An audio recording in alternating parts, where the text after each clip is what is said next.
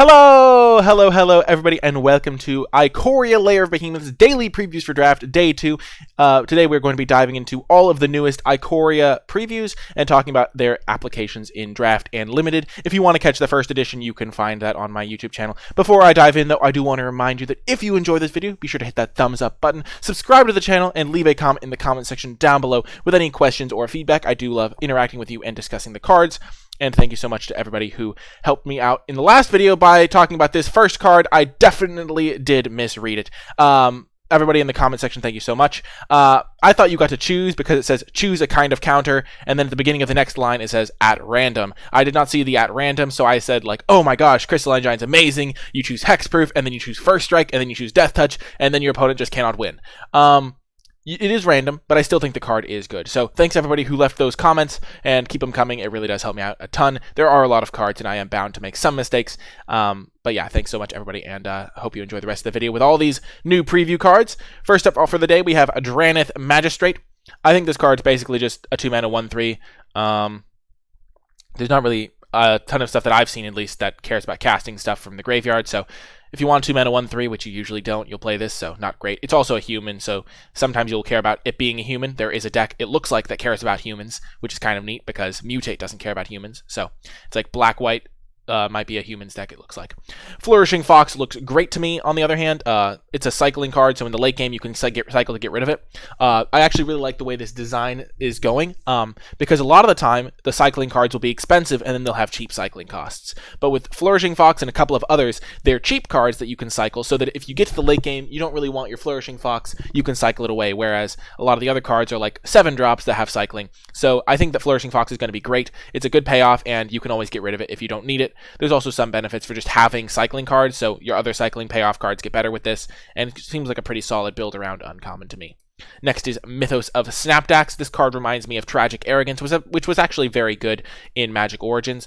Basically, the fact that, actually I think Tragic Arrogance you picked for your opponent maybe, but basically, you get to know when this is coming, so your opponent might have a couple of 3. Like, it's not going to be like game ending unless you cast it for like the black-red version where you have like all 3 colors. So I definitely think this card gets better in like a black-white deck and makes it so that it's worth splashing red. But even the normal base version, if your opponent is going wide and you can just like stall them out with like a 2/5 creature, or you mutate and make one massive threat, then Mythos of Snap decks can do great. It is worth noting that in certain matchups, your opponent is going to be the one that's just amalgamating all of their creatures into one massive mutate target, so Mythos is much worse in those matchups. But I still think the card is good, and it's one that I'm going to be playing, and I'm going to be looking to splash, at least the attempted splash of the red-black, because if you choose the permanence, then it is truly devastating. So I think it's worth a high pick just because if you cast it with red-black, it's great, and even the white version alone is going to be pretty solid a lot of the time. Next is Stormwild Capridor.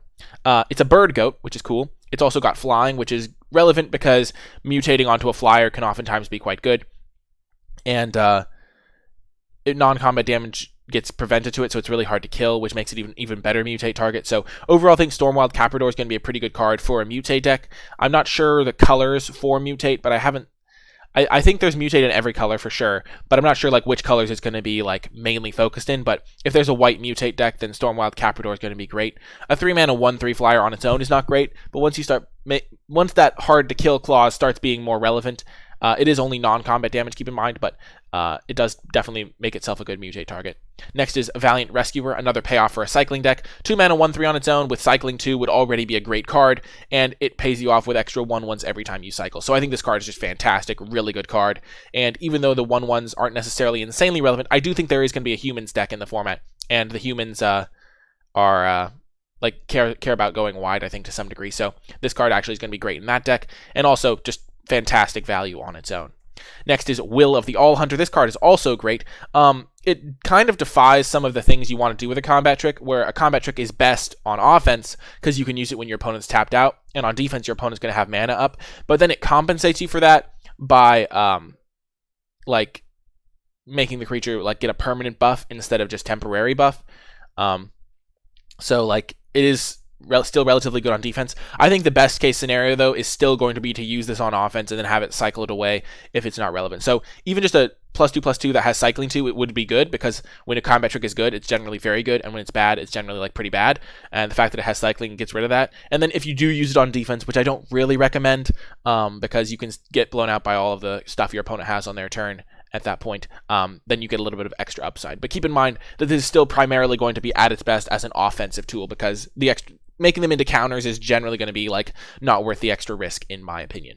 Next is Archipelago. I love the pun on this card. It's actually a really sweet finisher when you think about it, because the way Mutate works is you're like, oh, it's a 7 mana 7/7. This is the perfect finisher for my control deck. But what it actually is the perfect finisher for your aggressive tempo deck, because the way Mutate works is the creature can attack immediately. So you mutate this onto your like 2/2 or your like 1/3 flyer that we mentioned before, and then all of a sudden your 1/3 flyer is a 7/7 that taps one of your opponent's creatures, and the creature doesn't untap, so you just get in with a massive haste hit, and it's actually like super fantastic. So I think Archipelago is going to be really good for the tempo decks as a finisher, but other than that, it's not going to be like it's not going to be like the control deck finisher that you want, even though, because in those decks, like, sure, a 7 mana 7/7 is fine, but you'd rather be casting this as like a 6 mana mutate, hit them with like masses of damage. I'm going to actually be really terrified of Archipelago. I think it's going to be a terrifying card to face.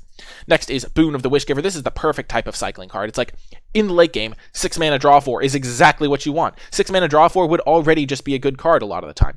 In most sets, unless it's like super hyper aggressive, you would just play this card and be like, well, if I get to the late game, I'm going to draw 4, win the game. I mean, imagine Throne of Eldraine, there was Into the Story that was like 7 mana draw 4. I mean, granted, that was a bit different. It was instant speed, it could be cheaper, but this card has cycling 1. It's not even cycling 2, but like, if you have an opening hand that has Boon of the Wishgiver, and like 2 lands, you can just cycle it, get rid of it, get all of those cycling triggers that you care about, because there do look to be cycling triggers. Get that extra 1/1, get that extra counter on your creature. But in the late game, you draw this card like with 5 lands, and then you draw your 6th land, draw 4 cards. All of a sudden, you're very far ahead. And I think Boon of the Wishgiver is going to be the perfect card for control decks in this format. Next is Dreamtail Heron. Love this card. It's absolutely fantastic. It gets rid of the card disadvantage inherent in Mutate, and also it gives a very relevant keyword, flying. So I think it's going to be a nice way to, you can sometimes use it just to give your big creatures flying and draw a card. So it's like a 4 mana, give a creature flying, permanently draw a card, like an aura. But at its best, it's going to be like, you can mutate this onto like a 2/2, draw a card, have your 3/4 flying a turn early, or you can just like start mutating other creatures onto it and getting that extra value with all of your mutate triggers, knowing that you're not going to be like too far down on cards. I think this card is going to be one of the better blue commons. Next is Escape Protocol. This is another cycling payoff. You do want to make sure you have Enters the Battlefield triggers before you put this in your deck, because otherwise it doesn't really do much. You also need to make sure you have enough cyclers. So generally, my initial thought is that it's probably not going to be very good, but I'll definitely be tinkering around with it in draft to see if it does anything. But I think this is more of a constructed plant or something like that. Next up is Keep Safe. And initially, when I first saw this card, I was like, wow, this card is a trap. Nobody's going to want to play this. But then the more I thought about it, the more I realized that there are genuine benefits to going all in on one creature. And this is like temporary hexproof, essentially. For your creature. So like, there are massive benefits to going, okay, I'm going to put all of my mutate triggers on one creature, so every time I mutate, I can get like 4 triggers or 3 triggers, because the mutate triggers every single time, especially in like, there's some blue-green cards that like, there's one that makes a 3/3 every time that we'll be getting to later, things like that. So if you have like 4 mutate triggers, you're going to want to be getting them every single time you mutate, instead of just, oh, I'm going to have it spread out to be a play around removal. But Keep Safe, if you get to the late game situation and you have a Keep Safe in your hand, not only do you counter your opponent's spell when they try to kill your creature, but you also get like a 2-for-1, so you like get bonus value. So I think it really can protect you if you're trying to go all in on a creature. I don't think it's going to be a card every deck wants. Just generically, it's kind of a niche card. But if like you're getting overwhelming value from Mutate in your deck, then Keep Safe can be a really good card, I think, because your opponent is going to have to kill the creature or you're going to win. And you're getting so much value from your Mutate cards that they're going to have to kill the creature or you're going to win. So I think Keep Safe can actually be a really good card in those decks when initially it looks like a horrifying trap. I don't know why, but horrifying has just been a word that's been stuck in my head the past few days. Like, I just keep saying it and I've noticed it. So I don't know if other people have noticed that in my videos, but I'm going to try to limit that going through this rest of the guide. Next up is Neutralized. This card is fantastic. I mean, cancel is generally like a little bit on the weaker side in limited. But the fact that this one has cycling, so you can get rid of it when counterspells are bad, namely when you're behind, means that it has a lot of extra value. So if you're behind, you can cycle this. If you're ahead on board and you just need a counterspell to keep your creature safe, kind of like, what was the card called? Keep Safe. I literally said to keep your creature safe. And I looked up the card and it was called Keep Safe. Oh yeah, but if you just need to keep your stuff safe, then you can just have your Neutralized at the ready, and then you can cycle it if you don't need it. It's like, and also the fact that there's other cycling cards means that you can hold up your mana more easily because you can cycle some of your other cards while you're holding up your counterspell. Next up is Ominous Seas. I think this card is generally going to be too slow for limited. Like, I was thinking about it, I was like, wow, if you play this card on turn 2, in 8 turns, you'll have an 8/8 blue Kraken creature token. But then I was thinking, well, 8 turns from now, I could be dead. Though you do speed, and also it's important to know, you think, I can speed this up with my cycling cards, which is a theme of the set, and it looks like blue has a little bit of a cycling theme.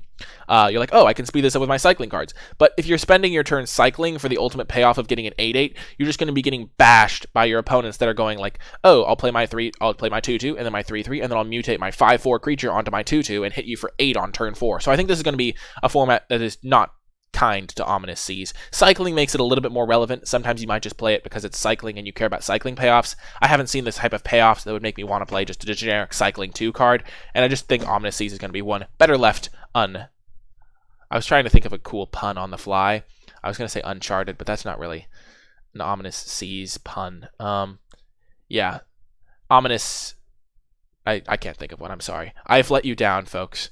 Next up is Phase Dolphin. This is like Mistford River Turtle, except it's a 3-mana 1/4 instead of a 4-mana 1/5, which is a significant upgrade. That being said, I don't think the card is insane. Sure, maybe you mutate onto it to make it a bigger creature, so it's harder to block, but generally the problem with this type of card is if you make this type of card, like, attack with it, your opponent can just double block it super easily to kill it. It is a pretty nice curve out this card into the mutate that's 3 and a blue to make a 3/4 flyer, because then you basically have built your own Pegasus Courser that can like make your other creatures unblockable. But I still don't think it's worth playing a bad card like Phase Dolphin to justify your other good cards. Next is Pouncing Shore Shark. This is actually really good. The artwork kind of disturbs me because why does the shark have arms? I guess it is mutating for sure, but yeah, it just uncanny to me, at least. Not criticizing the artist, he was obviously told to draw a shark with arms, but it's just uncanny. And he did a very good job on the artwork, by the way. No, not trying to bash Dan Scott at all. This is a fantastic piece of artwork. It just disturbing is probably what they were going for. This card is great, I think. The fact that you can bounce a creature means you can get significant value. Your opponent, if they're going all in on their mutate creatures, you can, even though they'll get the creatures back to their hands so that they can cast them again, the tempo value of going Pouncing Shore Shark on your creature on their end step or something, if they're holding it back, you can sometimes bounce like 10 mana, 12 mana worth of creatures back with one Pouncing Shore Shark, I think. So bounce seems like it could be at a premium in this format, and you get to do that every time it mutates. So then if you keep like mutating onto the creature, they'll just never be able to deploy their board again. It seems like it's going to be one of the most frustrating loops if you fall behind the Shore Shark because they have their Shore Shark mutated. You have, like, your big creature's already gone, and then they're just hitting you every turn. And then you try to play a new blocker, and they just mutate again, bounce it again, hit you again. It just seems like it just makes... The thing with mutate that you need to keep in mind is that every creature with mutate is inherently going to be very good in certain situations because you can just constantly get the mutate trigger, or you can just play the creature independently. So if you need to be constantly bouncing something, sure, you can keep mutating onto it. Or you can just play the creature as a separate threat to keep the pressure up. It's generally going to be just a very powerful mechanic, I think, especially if you can combine it with other mutate cards. The question is going to be, how frequently can I mutate? How dangerous is it to mutate? How good is the removal to punish mutate? But I think that generally they're going to be favorable towards mutate because that'll make the set very unique to play. Next is Reconnaissance Mission. This is kind of a nice cycling card. One of the things with cycling cards that you can do, as you'll see with other cycling cards I cover later in this video, is that if you have a very situational card that has cycling, all of a sudden that card becomes much more powerful, because cards like Reconnaissance Mission, when you're behind, are awful. They are horrific. I forget the word that I said I was going to avoid. I remembered it now, but I'm not going to say it. They are just horrific when you are behind, which is a version of the word I said I wasn't going to say, but, they are not very good when you're behind. Your opponent's just attacking you, you're never going to be dealing combat damage, so you're not going to be drawing cards. But if you're ahead, if your opponent has stumbled, if your opponent has no good blocks, you can play Reconnaissance Mission and all of a sudden have like a personal Howling Mine, just drawing an extra card every turn. And that's the thing with cycling is, cycling 2, in the worst case scenario, you get rid of the card, draw a new one. And I think Reconnaissance Mission is actually going to be a pretty solid card because when you're ahead, this type of effect is great. When you have flyers and your opponent doesn't, this type of card is going to be great. Your opponent's going to be like, wow, I just can't win. But when you're behind, you can cycle it and get rid of it. So I think Reconnaissance Mission looks like a bad card. but cycling kind of bails it out and actually makes it a good card. Next is Shark Typhoon. I cannot believe they made a Sharknado card. Like, I haven't seen the Sharknado movies, but this is pretty much what I pictured when I heard that there was a movie called Sharknado, and I'm sure that this is like based on the movie pretty heavily. This card is just amazing. So if you have 6 mana and you have like a build, like dedicated creature deck, you just have like a bunch of sharks flying around and you're playing it. If you draw this at some point, you can also just cycle it at instant speed. That's how cycling works. And have like an ambush shark that has flying. Like, I don't know why the shark has flying, but it does. I guess because it's part of a Typhoon. But you just have a massive flying creature. So for 5 mana, you have a 3/3 flyer that draws you a card when it enters the battlefield. That is amazing. Imagine 5 mana, 3/3, flash flyer that draws you a card and cannot be countered, because you can't counter a cycling. So imagine Wind Strider from like Ixalan block, and then imagine that with can't be countered and can't be countered, and the fact that it can be scaled to the size of the game, so you can make it bigger. In the late game, you can make like a 7/7 flyer if you have 9 mana. It's just incredible card with upside. This is going to be a bomb rare, I think, probably in the set, and definitely worth building around. Thieving Otter, next up. They actually previewed this with a zoo, which is kind of funny. Like, the zoo previewed the card, I think. At least that's my understanding of it. But this card's, I think, going to be better than it looks. This type of effect is generally very annoying in Limited. Just imagine Audacious Thief from back in M20. That card was very annoying. If you suit this card up with a mutate, it's going to like get you your cards back, which is just really good. The fact that it has a very relevant ability is much better in this set than it normally would be, even though this type of card is normally pretty good. It's good at punishing your opponents. It's good at keeping a tempo deck ahead, because then you're using your bounce spells, like your Shark Beast card that I forget the name of, but the one that had the arms. You mutate that onto your Thieving Otter, bounce their creature, hit them, draw a card, draw into another mutate card, they play their creature again, you mutate again. Thieving Otter is actually going to be very good, I think, in this set, because mutating onto it is so good. Not only because the mutate makes it bigger and therefore harder to block, but also because there are some mutate triggers that can like kill other creatures or make it really difficult for them. So I think, keep in mind that this type of card is already generally pretty good, just because it thrives in tempo decks. But just imagine playing your Thieving Otter, and then turn 4 you can use the Shark on it. You can use the card that gives it flying and makes it into a 3/4. And then you just have a 3/4 flyer that drew you a card when it entered, and then every time it hits them, because it is going to hit them, because a 3/4 flyer attacking on turn 4, it's going to just hit them every turn and draw cards. I think in this format, what I'm kind of getting is that you have to be either a deck that has very good instant speed removal, so that you can kill the cards like after they've mutated. So you need to be unconditional. You can't kill the creature in response to the mutate. You have to be like, okay, they played their 3/4, they mutated, now they have this great threat, and now I kill it. They've already gotten a little bit of value, so they're not actually that far behind on cards, but I have like 5 great removal spells so that I can kill their stuff. Or you have to be a proactive deck that has your own plan, like, okay, my plan is to play Thieving Otter, and then make it into a flyer, and then protect it with my Keep Safe. And I like how they made Keep Safe have a simple name. Yeah, keep it safe with my Keep Safe card, and then I'll just ride that to victory, get infinite value, and crush my opponent. I think that's going to be a nice path to take in a draft. And I think interaction spells, especially like bounce spells, are going to go up way much higher in value, because your opponent's going to be mutating, and you're going to be able to like bounce a spell creature. And I think Unsummon would actually be really good in this set. I don't think they've previewed an Unsummon yet, but if Unsummon is in this set, it's going to be really good as well, because you just bounce their creature, and like after they've mutated, and then they go way behind on mana, and then you can take over the game. So cheap interaction is going to be premium. Thieving Otter, back to the card, is going to be great, I think. Voracious Great Shark, 5 mana, counter a creature on a 5/4 flash. I mean, I love how all the sharks have flash. I don't know what about sharks gives them flash, but this is basically just Jaws the card. There is no boat big enough. That is hilarious flavor text.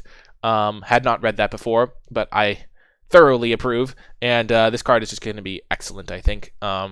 You can hold up your mana for cyclers, you can hold up your mana, and then you can just flash this in and then get your opponent. Pretty much just, 5 mana, 5/4 flash would already be pretty good. And then sometimes you can just counter creature spells, which is great. Next up, we're on to the black cards. Bastion of Remembrance. I think the humans deck might be a go wide deck, judging by some of the things I've seen. There are cards that reward you for going wide. There are cards like Bastion that like care about when your creatures die, you gain life and your opponent loses life. Initially, my thought on this card, without context, is this effect doesn't seem super great, because a 3 mana 1/1 with this ability is just a little bit expensive. So things like Zulaport Cutthroat are 2 mana for that type of effect, but you can kill the Zulaport Cutthroat. So I guess, I think this card is probably going to be solid. It doesn't look like much, but this type of effect historically has been pretty solid. I'm thinking of things like Blood Artist, things like Zulaport Cutthroat. Zulaport Cutthroat is a better example because it's like, I think that's when creatures you control die versus any creature with Blood Artist. But when a creature you control dies, you gain 1, they lose 1. It looks like a minor effect, but if you're going wide and you can like Alpha Strike them with 6 creatures and they kill 3 of them, they take that like 6 damage anyway. I think it could, and then the next turn you attack them with 3 creatures and they kill all 3, but they still take 3. Depending on how good the go wide deck, Bastion of Remembrance actually has a home potentially, because it's like a Zulaport Cutthroat that they cannot interact with, because enchantments are generally pretty hard to interact with. And if you care about humans, overall I think this card is going to be like actually good, but I don't have enough context yet to be like certain that it's going to be good. But keep an eye on Bastion of Remembrance. Next is Blood Curdle. This is the type of instant speed interaction I'm talking about. However, I think it is still potentially too expensive to be great, because just imagine that Thieving Otter play I was describing. They go Thieving Otter, and then they play their 3/4, and they hit you. They've gotten their cards back, and then you Blood Curdle. So you're not even, like, getting a massive advantage from killing their stuff. I do think this card is going to be great, by the way. Like, you need ways to kill their big mutate creatures, even after they've gotten value, so you don't just lose. But I feel like this is going to be a format where it's better to be presenting the threats rather than answering the threats. Putting a menace counter on a creature is no joke either. That works really well with certain creatures. It works well with things like Thieving Otter, because Thieving Otter with menace is even harder to block. Thieving Otter is just getting better and better in my head. I'm just really pumping up the card. I love that artwork and stuff. But Blood Curdle just kills a creature for 4 mana. It's a little bit clunky, a little bit expensive, but the menace counter is nice. I think it would have been better as a card like if it was 3 mana and didn't give you the menace counter, but I like obviously want to use set mechanics and make unique cards. But Blood Curdle I think is going to be a premium black common, even though I think this format's going to be more about the presenting threats rather than the answering threats. Fear pierces the strongest armor is the flavor text. Ooh, a rabbit walking around outside. Not in the artwork, but a rabbit just hopped out outside. I like it. Rabbits are cool. Call of the Death Dweller is next. I think this card's going to be pretty, like, mediocre. I mean, usually you're going to be getting, like, maybe a 2-drop and a 1-drop, but generally you're going to be getting back a 3-drop and putting a Death Touch counter on it and a menace counter on it. So making your 3-drop into a Death Touch menace creature could be solid. There's also some flexibility of making, like, your 2-drop and your 1-drop come back, and then your 1-drop gets Death Touch and your 2-drop gets menace. Overall, I'm not super high on this card. I don't think it's going to be insane, but you could play it, especially if you have a high-value cheap card that you're going to want to get back. So if you have like a super powerful bomb rare, like I'm thinking of the black-red card that is like that's a rare, that's like a menace payoff card. If you have that type of card, maybe you'll play Call of the Death Dweller so you can get it back if it dies, but overall not super high on Call of the Death Dweller. Next is Cavern Whisperer. This is just a pretty sweet value engine, again, on Mutate. I like how blue has the card draw, black has the discard, and this one also has Menace, so the creature will get all of those abilities. But generally, this is just going to be a nice way to stay ahead, get ahead, attack your opponent, attack their hand. Just going to be a solid common. Next is Chittering Harvester. This immediately brings back thoughts of Farrakhan's Spawn, and I think this card could be really scary against the right deck. One thing I'm thinking about is there's potentially a go-wide deck for humans, with a bunch of 1/1 tokens, and Chittering Harvester is going to be kind of useless there. But in the Mutate matchups where your opponent wants to go all in on their creature, you can potentially like nab them with your Chittering Harvester, because if you're both going for Mutate stuff, you're both going to maybe have like one super powerful creature and then a couple of smaller supportive creatures that you're not mutating onto, and then you can start slowly picking their creatures off, because every time you're mutating, you're getting rid of their creatures, and every time they're mutating, they're probably getting value in other ways, but they're not like generating bodies generally. Sorry. So I think this card could be good, but only time will... I think this card is going to be good. I mean, it's just an inherent, like... Every Mutate that is an inherent 2-for-1 is going to... Or like, gets you your card worth of value back is going to be pretty good, I think. And just going to... Because you can just get it over and over and over. And they stack up. So you'll get... The first time, you'll get your 1-for-1. Then the next time, you'll get your second card value out of your Chittering Harvester Mutate, and your first card's worth of value out of your Heron that draws you a card. And you're just slowly building up to a bigger and bigger creature, which is really a fun... change of pace, though it could feel very snowbally and unfun to play against in the right situation. So have those removal spells, have those bounce spells at the ready, I think. Next up is Extinction Event, a really weird rare that I don't know how you're going to really leverage this. One thing that is particularly cool with Extinction Event is because your Mutate card will have the converted mana cost of the card that is on top, you will be able to like mutate a creature and like maybe put a weird creature on top so that your Mutate creature has a different converted mana cost than your opponent's, and then you can kill their big Mutate creature. So that's like a sweet play you can make with Extinction Event. I think it's going to be solid to medium, kind of. I mean, it's hard to say how good this type of effect will be. but it is kind of a sweet card nonetheless. Next is Insatiable Hema. Not an insane amount of value. Like, you don't really get a card's worth of value from your Insatiable Hema, but if you are going all in on like mutating creatures, like say you've mutated like 4 times, you can get like 5 damage out and then 6 damage out, so maybe it's better than I'm thinking.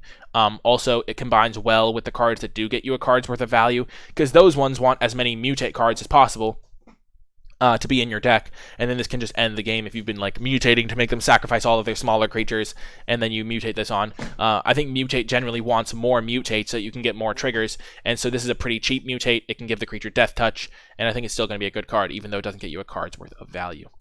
Next is Mythos of Nethroi. This card's pretty good. I mean, 3 mana, kill a creature. This is kind of exactly what the Doctor ordered, and you can even kill a non-land permanent. I like the way they phrased it to make it kind of confusing, but basically you can kill anything if you have all 3 colors. It's generally not going to be like, oh, I have to splash the 3rd color so I can kill anything, but it's definitely additional upside if you can. Next is Unbreakable Bond. I don't think this card is going to be insane. Generally, 5 mana, bring a creature back to life isn't going to be great, but I do like the artwork. I mean, there's a massive like teddy bear essentially that's hugging her, which is kind of cool, and she looks kind of emo. Not to like put a connotation on emo or anything. I'm just kind of saying my initial thoughts. She looks kind of like the villain from Doctor Strange, like with the eyes. I don't know. Kind of neat card. I mean, I don't think it's going to be very good, but the artwork analysis, yeah, not trying to judge anybody or anything. Just doing some basic artwork analysis, and it's like giving her a lick, make her feel better. I don't know. Yeah. I don't think the card's going to be good. Generally, this type of effect isn't great, but I do like the artwork. A lot of emotion there. Next up is Clash of Titans. I mean, they really chose a sweet card to use this epic name on. The thing you need to realize about Clash of Titans is you can have your opponent's creatures fight each other. So if they ever have a death touch creature and a bigger creature, you can just kill 2 of their creatures for 1 card.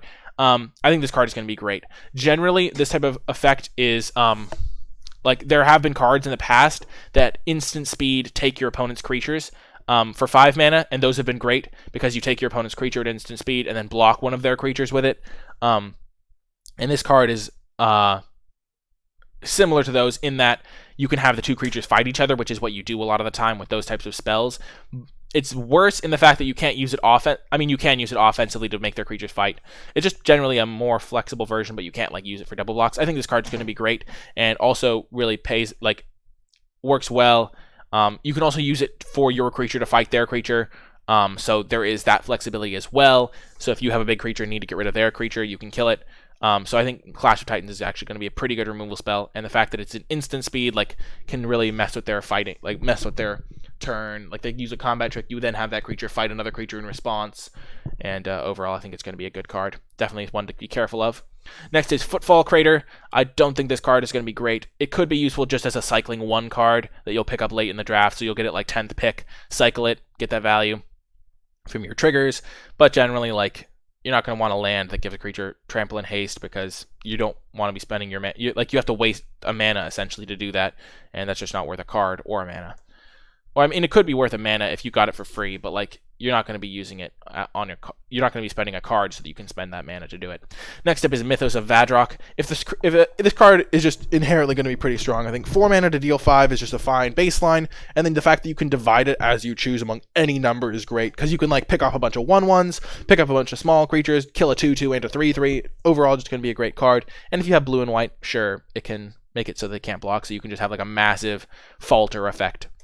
Next is Rooting Moloch. I actually really like this card because one of the sad things is when you cycle a card in the early game, you're like, well, I'm not getting that back. But this card's like, well, funny that you should say that, because you actually do get it back because you can cast it. Importantly to note, it is until the end of your next turn, not until the end of this turn. So you don't have to be like, well, I can get back a cycling card, but I can only get back a cheap one. Nope, you can get back your 6 mana one. You can go Rooting Moloch, exile my 6-drop I cycled, play my 6-drop, which is going to be fantastic. I really like Rooting Moloch, and I think it's a really sweet design. And also, 5 mana 4/4 with cycling 2 is just generally going to be pretty good.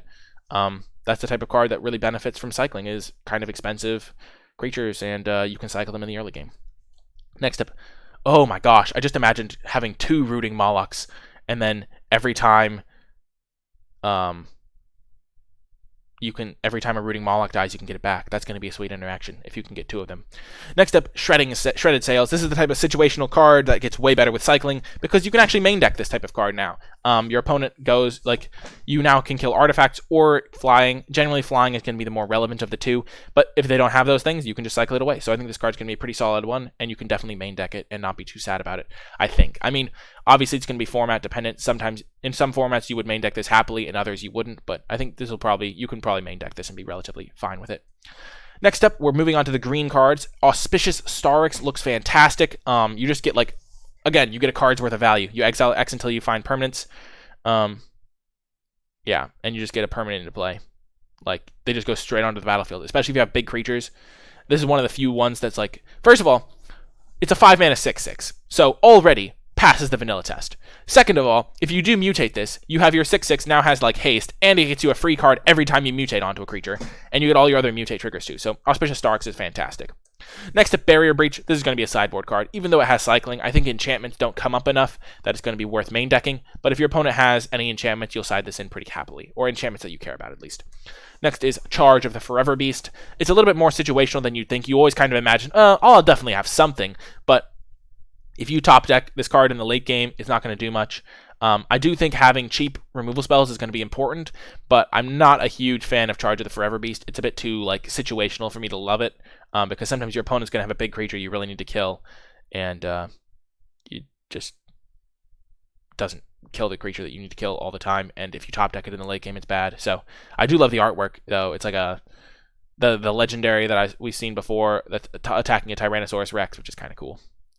Next is Fertilid, and this card is great. And one of the things you need to realize about Fertilid is the way it interacts with Mutate is that you mutate the creature, but the counters stay. So the fact that this is a 0/0 with 2 counters is actually so much better than it being a 3-mana 2/2. Like if this was a 3-mana 2/2 that got a -1/-1 counter on it every time it used its ability, it would be significantly worse. But if you go Fertilid into like, I'm just using the example of the 4-mana Mutate that's a 5/4 like dinosaur essentially. If you mutate onto that, all of a sudden you're attacking them with a 7/6 creature on turn 4. I think mutate is going to lead to some very blowout seeming draws if your opponent has no interaction, and Fertilid can be a huge part of that. Also, its ability is fantastic. Just like you can get extra lands and like cast Rampant Growth every time and fix your mana. Green has a couple of mana fixers, and this is going to be a really great card, I think, in green. Next is Glowstone Recluse. When it mutates, put counters on it. Just build up that I almost said it. You could hear the start of the word that I said I would not say. This card is going to be very terrifying to play against in a lot of situations. Your opponent's going to play it on turn 3, and they're going to mutate their other creature onto it, mutate another creature on, or they're going to play it on like turn. They're going to use it as a mutate to put 2 counters on the creature and just grow their creature bigger than your mutate creature can ever get. Definitely going to be a terrifying one. And Reach is a little bit of extra upside as well. So I think Glowstone Recluse is going to be a pretty solid card. Very good. We almost skipped Migration Path. This one's going to be great for the ramp decks, great for the decks that are looking to splash, and you can cycle it in the late game, so there's really not much to hate about this card. If the format is slow enough that you want a 4-mana get 2 lands, then you're going to be happy. There is a world where this card is just unplayable, even though it looks kind of great. I mean, this card is going to be fantastic in things like Commander and stuff. But there is a world where you have this type of card in a limited format, and you're just getting beaten down by massive mutate creatures early in the game, and you never have time to play like a 4-color, splash around, get like sweet decks. Or it looks like there is some support for like 3 colors in like the like Khans of Tarkir wedges. So like you could be playing a 3-color deck. Like say you're playing a, I guess Bant is one of the colors that's supported, so maybe it's not completely cons, but like imagine you have like a Bant like blue, white, green like mutate deck, and then you're playing your Migration Path to get you up to 6 mana so you can play like a bunch of your mutate cards and all that stuff, and your opponent just goes like turn 3 Fertilid, turn 4 attack you with a 7/6 because I mutated onto it. That's going to make Migration Path a lot worse. But I think I'm going to start off with this card being pretty solid and pretty fun to play with, though keep in mind, I mean, it is an expensive ramp card, so you really need a way to spend your mana, and you really want to be like fixing your mana and stuff. So it's kind of a niche playable in the format probably, but it's going to be very good in certain decks. Next is Migratory Greathorn. This card looks great to me. again, it's a mutate card that gets you a card's worth of value, and getting lands is actually really sweet because it can fix your colors, it can help you splash other powerful mutate cards, it can get you the mana you need to play your other mutate cards, and Migratory Greathorn, all in all, looks like a very fun card to play. One thing that mutate really seems to favor is having like 2-drops that you can mutate onto. So like, you want to make sure that if you're in a mutate deck, your cheap cards are not humans. Because if your cheap cards are humans, you're going to be like, well, I can't mutate onto my 2/2, I guess I'll have to mutate onto my 3/3. And turning your 3/3 into a 3/4 is much worse than turning your 2/2 into a 3/4, even though you are getting this extra value. So keep in mind, you want your cheap plays to be non-humans if at all possible. After seeing all these mutate cards, that O2 egg from before is looking a little bit better, though I still think I'd rather be just playing cards that are good on their own. Next up is Monstrous Step. This is another great example of a great cycling design, because a lot of the time, you're not going to want cards like Monstrous Step. Your opponent's not going to have a creature you can kill, they're going to be attacking you or something like that. But in the situations where it's good, you give your creature +7/+7, your opponent's creature has to block it, and it has cycling for the times when that is bad, or your opponent has mana up and you don't want to risk it. It's also going to be great as a way of crushing your opponent's mutate creature. So like, I obviously haven't played the format, but I'm imagining there's going to be matchups where you and your opponent both have big mutate creatures that are going to be like 5/6s or 4/5s or things like that. So maybe they can't attack into each other, or you don't want to risk them in combat. And then you play Monstrous Step and you just stomp on your opponent's mutate creature and you feel great about it. Because +7/+7 is a massive amount of stats. And your opponent has their mutate creature with like 6 creatures on it. And you have your mutate creature with like 6 mutate triggers on it. And then you just stomp theirs into the dust and feel amazing. That's obviously like best case scenario, but I think that could actually be something that happens. And the fact that it says cycling means it's never really a dead card, so hooray! Next up is a Mythos of Brocus. I think that's just such a funny name. I don't know if all of the Mythoses have rhymed, because, I mean, I guess I have been reading them, but Mythos of Brocus is just a funny name. I don't know why. It reminds me of the artwork from Ice Age that they have on the wall, where it just shows, like, Manny the Mammoth's, like, childhood, and how all of the mammoths got eaten by humans. I guess that's kind of unrelated to card analysis, but this card seems like it could be pretty solid. If you've played in Throne of Eldraine once upon a time, not once upon a time, there was a card that was like 3 and a green, and if you had Adamant, then it got back 2 permanents from your graveyard to your hand, and that was actually a very good card in the set.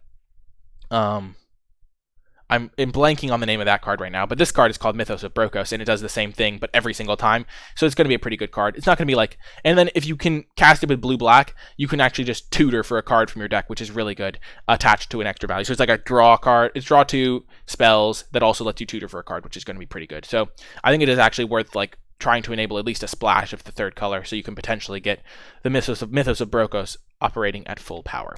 Next up is Wilt. This is the classic cycling type card, because it's a very sideboard niche type card, but if it has cycling on it, you can actually main deck this and be pretty happy with it. So things like Wilt existing are going to make enchantments be a little less reliable. Things like pacifism aren't going to keep things down forever, because they'll just be main decking their Wilt to combat that, and it's going to be a pretty good card, and one you'll play most of the time, I think, in the main deck even. Next up, we're on to the gold cards. Back for More, I think, is actually a little bit worse than you'd think, because when you see the card, you're immediately like, wow, I'll get back my big creature, block their creature in mid-combat, and then be fighting a different creature and get like massive value.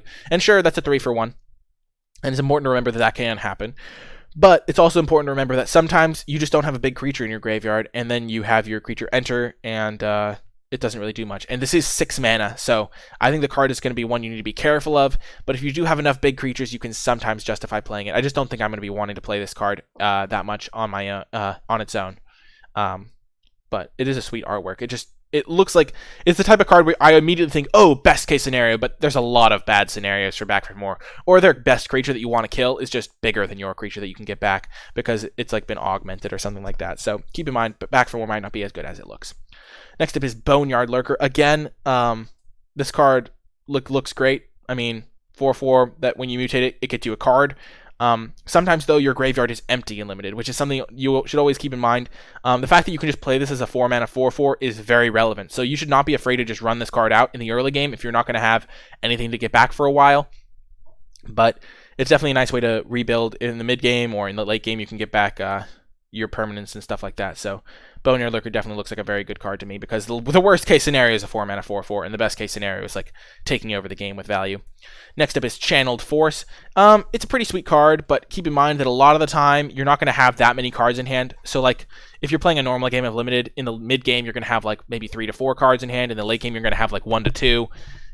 Things like Channeled Force make you want to hold lands if you don't have a use for excess lands, and they also like, they're not like insane, because on turn 4 you're going to have, say, like 4 cards in hand, so you can kill a mid-sized creature. It is at instant speed, which is nice. So I do like the interactive aspect, but I don't like necessarily just like pitching random cards. I think it's going to be relatively solid in the format, but I don't think it's going to be great. It actually could just be straight up bad, but I don't think it's hard to say it's going to be bad when a lot of the time it'll be like a 4-mana deal 3 that lets you filter your hand of your lands. But I don't think it's going to be insane by any stretch of the imagination, though there could be some more support for it. And it is bonkers with a rare we're going to talk about in a bit. Next up is Chevil, Bane of Monsters. I like the flavor of this. I kind of think it's messed up that the way it shows him as the Bane of Monsters is that he like killed all of their eggs. Like, that strikes me as a little bit messed up. Like, oh, Bane of Monsters, he went into their nests and killed all of their children. Like, kind of a creepy message. And also, yeah, kind of messed up. Like, just looking in the background, you're like, wow, he just killed all the hatchling monsters, but guess humans got to do what they can to survive in Jurassic World, the plane. But definitely a great card. You kill their creature, like it's a death touch guy, so he's going to trade with something eventually, and they're going to be putting bounty counters, so you're going to be getting value when you kill their guys. And if you kill them with a removal spell, it's going to be even better. So you play Chevil, start marking their stuff up, kill their guy with a removal spell, and you can use the kill spell that gives menace token, kill their guy, and then you get that extra value of gaining 3 life and drawing a card, which is quite good. And even when he trades off, then you draw a card and get that value back. Next up is Death's Oasis. I don't actually know how good this card is going to be. Its activated ability is not great, though sometimes you just need to gain life. But the fact that you can like get value based on the converted mana cost of creatures that have died is hard to evaluate, because it's hard to say how expensive your cards are going to be, and also like how much stuff is going to be in the graveyard. And I mean, I guess this fuels your graveyard, but it's just really a hard card to evaluate. So I'm going to start off being like, it's probably not worth splashing and messing up your mana for, but if you are going to be splashing white, or you have the tools to splash white or black or green or whatever color you're splashing, it could be worth it. I just really hard time evaluating it. Overall, I'm not going to be like, oh, Death's Oasis, gotta first pick it, but it could be a solid card if you have the tools to splash. Next up is Dire Tactics. This is a nice payoff for a human deck, and overall, I think it's just going to be a all-star in this format. Like, huge payoff for being a black-white deck. 2 mana, exiles it, it's gone. You get rid of it at instant speed. Overall, fantastic. And black-white looks like the human color combination, so should be amazing. Also, flavor text sounds pretty epic. I will preserve human life at all costs. I will stand alone against behemoths. Before I let them touch my city, I will hold the wall. That's what all the copper coats are saying, and I respect it. Nice. Definitely a fantastic card, and one you're going to want to be taking early, playing early. I mean, because as I've been saying this whole time, instant speed removal that is cheap is premium, and this is cheap and premium, so definitely a great card. Next up is General Kudrow of Adrenaline. This is a great humans payoff. Other humans get +1/+1, so all of those 1/1 tokens get doubled in power. The +1/+1 is more relevant the smaller the creatures are to start with. So say if they were all 6/6s, turning them into 7/7s is nice, but not insane. But a lot of the humans look like they're going to be 1/1s, so turning those ones into 2/2s is going to be huge value, doubles their power and toughness, and you can get like extra value with the sacrifice ability. Overall, just seems like a pretty solid card and hoses graveyard strategies, but you're going to want to try and build around this with humans if you can. Next up is the General's Enforcer. It's not the General's Enforcer, it's just General's Enforcer, but legendary humans, like General Kudrow, have Indestructible, which is nice. It also works really well with the green-black human that has Death Touch, because they just can't penetrate that defense then. And then you can start making human tokens by exiling creatures. By exiling creature cards from graveyards, and you can just like kill graveyards for other reasons, I guess, but 2 mana, 2/3, already great. Extra ability, great. Legendary humans, not really relevant and limited, but still kind of cool. But yeah, I think General's Enforcer is going to be a great card. Next is Lore Dracus. Again, gets you a card's worth of value when you mutate it. You can just play it as a 3 mana, 2/3 in the early game and then mutate onto it later. But looks like a pretty cool spell's payoff, and I'm a fan. I feel like I've been talking a lot about the cards, but this card is just good, and it's going to be one that you want to be playing in your blue-red decks, especially if there's instants and sorceries running around as like a theme for blue-red. I don't know the theme for blue-red as well, but it seems like instants and sorceries could be good, and I will say that this does get significantly better with cycling on powerful sorceries like the 6-mana draw 4, because you can cycle those in the early game, and then your Lord Drakis will always have things to get back. Because the downside is, maybe you only have one instant or sorcery in your graveyard, you get it back, and then you're just leaving that value on the table. But with a cycling instant or sorcery, you get infinite value, or you get the value every time you mutate onto it. So, I guess I did have more to say about Lord Drakis. Hooray! Next up is Primal Empathy. This card is sweet. I just love the design on this. Not only is the artwork sweet, I feel like I talk about the design and then I immediately just say, like, man, this cool artwork. But, I mean, from this day forward, we confront this world together, lifting each other up. That's just how people should act. Like, lifting each other up is just such a good thing to do. Oh, man, I just love the message of this card. And it's powerful, so hopefully people see it in play, see that flavor text, and they're like, wow, that's how I should live my life, lifting other people up. But, I mean, you draw an extra card, or you get a counter on a creature, so pretty much all upside. I think this card's going to be good. And in a battle of big mutate creatures, drawing an extra card every turn, and also just making your creatures bigger is going to be great. So I think Primal Empathy's a slam dunk, really cool design. Next up is Quartzwood Crasher, and this card is super sweet because it rewards you the more damage you trample over. Like, if they try to shunt block it, you get, like, a bigger creature, like, a creature, and, like, yeah. So they really kind of have to kill the Quartzwood Crasher, which is hard to do because it's a 5-mana 6/6 trample. And if you, I guess, you don't really want to mutate onto the Quartzwood Crasher because it's already big, but it's just going to be a great card, I think. And trample could be a little bit more prevalent because of the keyword counters going around. So if you give a couple more things trample than they'd expect, then you can get even more value. And this card is just going to be amazing. Wait, what's the second clause? Oh, X amount, yeah, that's the X amount of damage. But yeah, Quartzwood Crasher is going to be great and definitely worth a high pick, I think. 5-mana 6/6 trample just strikes me as quite good. Next up is Riel the Everwise. This is the card I was thinking about earlier when we were looking at the blue-red uncommon, but +1/+0 for each instant and sorcery in the graveyard. So this kind of makes me think, okay, maybe instants and sorceries is the theme of blue-red now that we've seen a couple of the uncommons and Riel. And then when you discard one or more cards for the first time each turn, draw that many cards. So it's only for the first time each turn, but I mean, when you cast your 4-mana card that discards like as many cards as you want, and you discard 3 cards and then draw 6 cards, it's going to feel unbelievable. And you're also getting all those instants and sorceries into the graveyard. I think Riel is going to be super sweet, and it's also just going to be a super fun build around for like commander and stuff, because you play like Riel as your commander, and then you play like Wheel of Fortune, and everyone discards 7, and then you draw 14, and Riel is massive so that she can like kill people. I know I'm not really talking about commander here, but this is going to be a sweet commander, folks. I think it's going to be a really fun one to build around. But yeah, Riel the Everwise is going to be pretty cool and limited if you can build around it. Generally, it's going to be like a 3-mana 1/3 or 3-mana 2/3 in a lot of decks.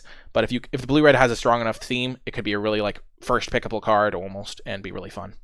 Next up is Skull Prophet, 2-mana 3/1 with that taps for mana, already good. Put in the top 2 cards of your library into your graveyard. Not sure how necessary that is, but it's just nice upside to have. If you don't need mana, you can self-mill, and there's probably some ways to get value from the graveyard, I'm assuming, in green-black. So just nice upside, and seems like a great card to me. Next up is Trumpeting Gnar. This card is fantastic. Gets you a card's worth of value, and the card is unconnected to your other mutate stuff. So it's not like, oh, you put counters on your mutate creature. I guess that's not card's worth of value, but like getting 3/3s to flood the board with protects you from sacrifice. Just make a 3/3 as a very relevant stat line. This card looks great to me, and I'm very like excited to try building like a mutate creature that like protects your Trumpeting Gnar, just floods the board with 3/3s, makes it flying, draws cards. This is the type of card that really makes a mutate deck look like it's going to be great. It doesn't draw you into other mutate cards, but it makes your mutate cards like great, and incentivizes you to put all your mutate stuff in one basket. Next up is Fiend Artisan. Very flexible card, can be played in a green deck or a black deck. This is a type of card that rewards you for the self-mill. It is a mythic, and then it kind of has like a birthing pod type deal, where you can sack a creature and put it onto the battlefield, and only do that. But you can only do that at sorcery speed, and you have to pay mana. And overall, I'm not sure what to think of this card. It seems powerful, but probably more so for constructed rather than limited, where like mana costs can sometimes be deceiving in constructed. But I think it's going to be like a reasonable card. Probably not like an insanely good one, but as I'm saying, as I said, probably not going to be an insanely good card. It's just running through my mind. Maybe it's broken. Maybe it's broken. Maybe it's broken. I'm not thinking of something, but I don't think it's going to be an insane card that you need to be worried about. I don't think it's going to be a super high pick. I guess it is very flexible, so you can play it in a green deck or a black deck, but I mean, you just kind of get a birthing pod thing that's kind of expensive, and you have to have a setup for it. So I'm not like super like insanely hyped to play Fiend Artisan. Next up is Proud Willbonder. Again, hybrid card means it's very flexible. You can play it in a green deck, you can play it in a red deck, you can play it in a green-red deck. It's a human, so keep that in mind that you don't really want to mutate onto this. You literally cannot mutate onto this, so keep that in mind. But creatures with trample, so there was that rare we saw that cared about trample, and now this guy cares about trample, and this is actually a very powerful ability if you have enough trample, because if you have like 10 points of trample damage on the board, this guy has 4, and other folks can have trample as well, then you all of a sudden have like 10 points of unblockable damage, so this card looks very good to me. Finally, we have the crystal cycle. This is just going to be all the crystals talked about at once because they're just one for each color combo.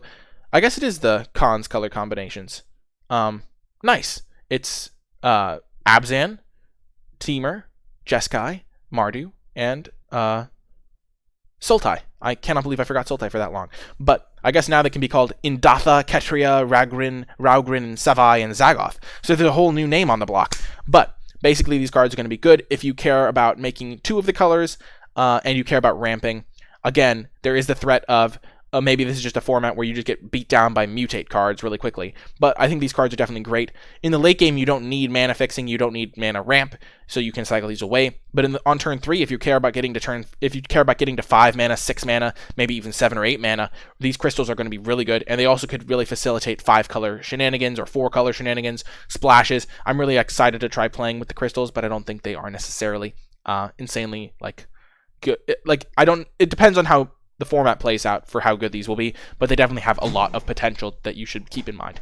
That is going to do it for the spoiler video for today. Tons of cards to discuss. The format is shaping up to be a really interesting one with cool mechanics that we've never seen before and a very unique playstyle potentially. It's going to be interesting to see how the human deck pans out, how the mutate deck pans out. I'm excited to do a draft guide for this format. If you do enjoy this video and you made it all the way to the end, in the comment section down below, leave hashtag 60cardanalysis to let me know you made it all the way to the end, because there were a ton of cards here. Leave a comment in the comment section down below. Hit that thumbs up button. Subscribe to the channel so you don't miss any future Ikoria daily previews analyzed for limited. And I will talk to you in my next video. I really hope you enjoyed it.